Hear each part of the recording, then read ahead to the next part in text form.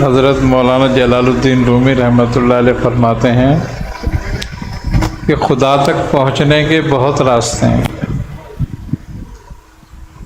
مگر میں نے خدا تک پہنچنے کا راستہ اس کی خلق کی خدمت کر کے اور اس کی محبت کے ذریعے پہنچنا چاہا۔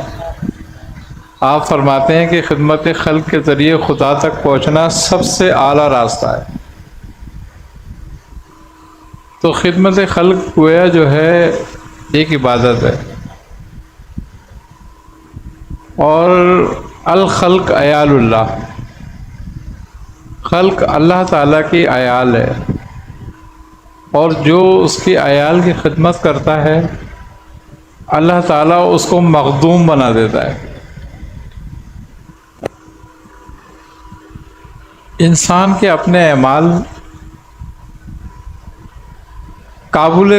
قبول ہونے میں ایک شک رہتا ہے،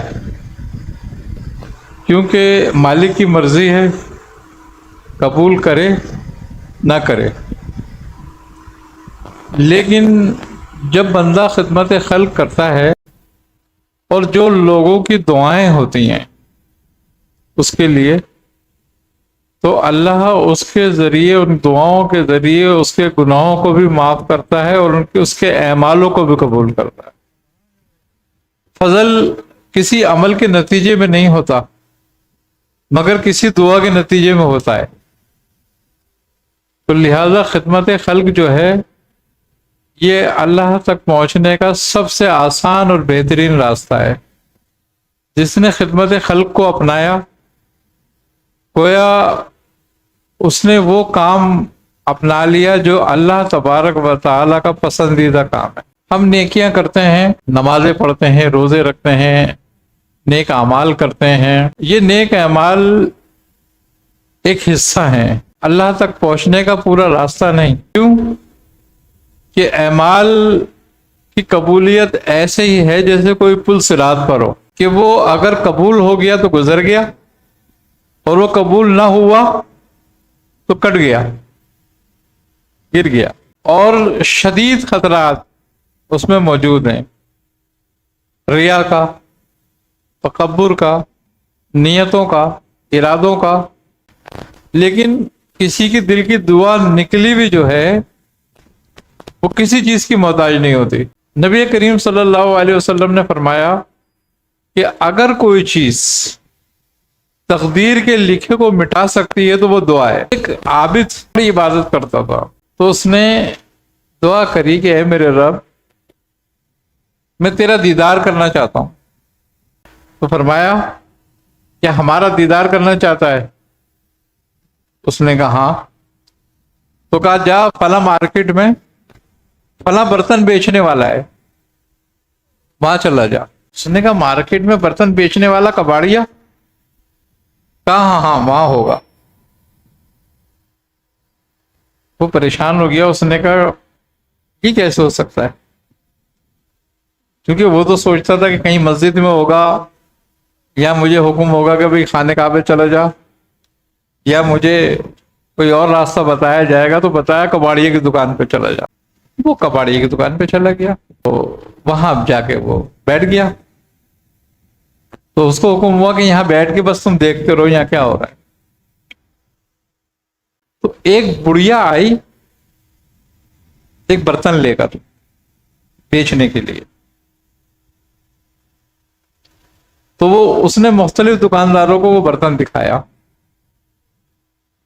تو کوئی اس کو کہتا 3 روپے لے لو، کوئی کہتا 2 روپے لے لو، کوئی کہتا تھا 5 روپے لے لو۔ وہ کہتی تھی میں اپنا برتن 9 روپے میں بیچوں گی۔ تو وہ ساری مارکیٹ جب گھوم لی تو کسی نے 2 روپے لگائے، کسی نے 3 روپے، کسی نے 4 روپے اس کے۔ تو وہ اس کباڑیے کے پاس آئی اور اس کو بھی برتن دکھایا۔ اس کباڑیے نے کہا کہ اماں کتنے کا بیچے گی تو یہ؟ اس نے کہا بھیا میں 9 روپے کا بیچوں گی۔ اچھا لیکن تیرے برتن کے کتنے پیسے لگ رہے ہیں؟ انہوں نے کہا یہ تو سب پاگل ہیں، کوئی 3 بتا رہا ہے، کوئی 4 بتا رہا ہے، مگر میں نہیں بیچوں گی، میں 9 میں ہی بیچوں گی۔ اس نے کہا اچھا۔ اس نے کہا چل لا مجھے دے دے۔ انہوں نے 9 روپے دے دیے اس کو اور برتن لے لیا۔ اب اس عابد نے اس بڑھیا سے پوچھا کہ تو نے یہ برتن 9 روپے کا کیوں بیچا، اس سے کم کیوں نہیں بیچ رہی تھی؟ اس نے کہا میرا بچہ بیمار ہے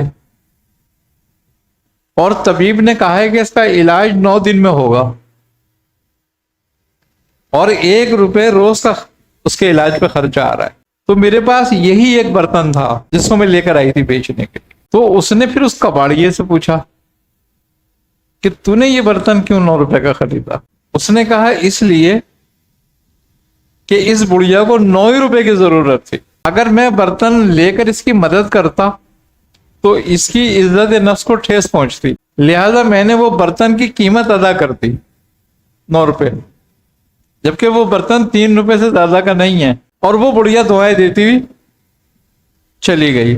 تو اللہ تبارک و تعالی نے اس عابد کو فرمایا کہ تو نے دیکھا دونوں طرف میں تھا، ضرورت مند میں تھا اور حاجت روا میں تھا، تو دیکھا تو نے مجھے۔ تو بات یہی ہے، بزرگ کہتے ہیں کہ اگر اللہ تعالیٰ کا دیدار کرنا ہے تو ضرورت مندوں میں دیکھو، حاجت مندوں میں دیکھو۔